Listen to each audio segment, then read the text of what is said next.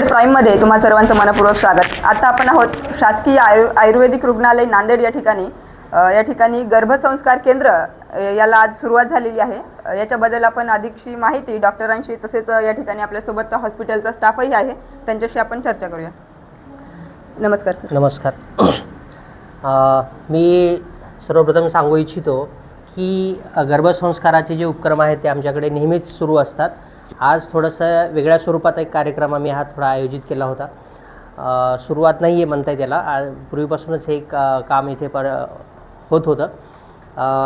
आपल्या भागामध्ये ज्या गरोदर माता रुग्णालयामध्ये येतात त्यांना फक्त औषधं आणि तपासण्या इथपर्यंतच त्यांच्या संकल्पना असतात, परंतु बदलत्या जीवनशैलीमध्ये काही गोष्टी त्यांच्या आहारामध्ये, त्यांच्या जीवनशैलीमध्ये काही बदल घडून ज्याच्यामुळे गर्भावर चांगले संस्कार होऊन किंवा चांगले इफेक्ट्स होऊन, संस्कार या शब्दाला आपण परिणाम म्हणू शकतो, तर गर्भावर जे काही चांगल्या गोष्टींचे परिणाम आपण घडवून आणू शकतो त्या सगळ्या माध्यमांचा वापर करून आपल्याला प्रत्येक येणाऱ्या महिलेच्या वाढणाऱ्या गर्भाबद्दल आपल्याला जास्त चांगलं त्यांना देता येईल या अनुषंगाने ही संकल्पना आपण इथे मोठ्या व्यापक प्रमाणात रुजू करत आहोत।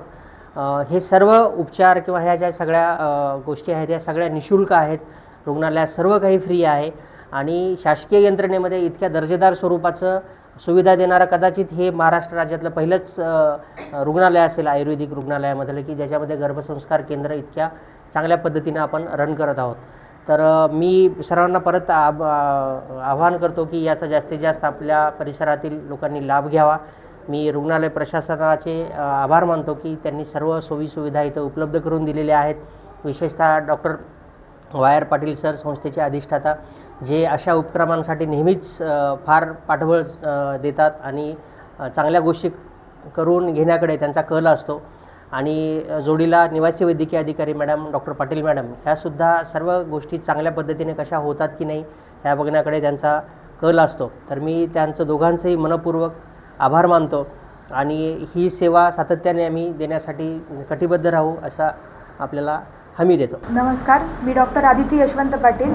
आज शासकीय आयुर्वेद रुग्णालय व महाविद्यालय नांदेड येथे ANC म्हणजेच अँटीनेटल केअर या महिलांसाठी एक कार्यक्रम राबवण्यात आला होता। तर त्यामध्ये आज त्यांना भरपूर माहिती मिळाली आहे, जसं की ANC पिरियडमध्ये कालावधीमध्ये काय काय आहार घ्यायचा आहे, कोणते व्यायाम करायचे आहेत। तर व्यायाम हे बऱ्याच लोकांना माहिती नाही आहेत की ANCमध्ये पण काही व्यायाम असतात जेणेकरून शरीराला पूर्ण स्थितीला वापस येण्यासाठी मदत होते। तर आज मला वाटतं ह्या जे काही सेशन्स आज इथं घेतलेले आहेत त्यांनी महिलांना भरपूर माहिती भेटली असेल आणि ते त्यांचा फायदा करून घेतील आणि ही माहिती बाहेर जे आहे ते जास्त उपलब्ध नाही आहे। तर मला वाटते की भरपूर जास्त महिलांनी ह्याचा फायदा घेतला पाहिजे, कारण इथे मोफत सुविधा दिली जाते आणि ही माहिती जे आहे ते बाळासाठी आणि आईसाठी निरोगी राहण्यासाठी खूप महत्त्वाची आहे। तर मी अशी विनंती करते की जास्तीत जास्त महिलांनी याचा लाभ घ्यायला पाहिजे। धन्यवाद। डॉक्टर ऋतुजा संदीप गायकवाड, सहयोगी प्राध्यापक प्रसूतितंत्र स्त्रीरोग विभाग, शासकीय आयुर्वेद महाविद्यालय आणि रुग्णालय नांदेड येथे आता सध्या कार्यरत आहे। आणि हा जो आमचा उपक्रम आहे हा आजचं हे शिबिराचं स्वरूप असलं तरीसुद्धा हे आम्ही रेग्युलर बेसिसवर इथे राबवत आहोत आणि हे गर्भसंस्कार केंद्र म्हणून ह्याला नामविधान दिलेलं आहे। म्हणजे या ठिकाणी गर्भ आणि त्याच्या ओघाने केले झालेले संस्कार। तर गर्भ हा स्त्रीच्या शरीरात असलेला भ्रूण आणि त्याच्यावर होणारे संस्कार म्हणजे स्त्रीद्वारे त्या आईद्वारे त्या बालकामध्ये तिच्या माध्यमातून पोहोचवले गेलेले संस्कार, म्हणजेच एक प्रकारची शुद्धी म्हणा, मग ती शारीरिक असो मानसिक असते, ती आहार योग अशा मंत्र आणि तिचं कसा विहार असावा म्हणजे तिची वागणूक कशी असावी या संदर्भातलं सर्व प्रकारचं मार्गदर्शन आपल्याकडे येथे केलं जातं। आणि याचे वेगवेगळ्या प्रकारचे आज शिबिराच्या माध्यमातून थोड्या प्रकारचे सेशन घेऊन ते आम्ही समाजापर्यंत या स्त्रियांपर्यंत पोहोचवण्याचा प्रयत्न केलेला आहे।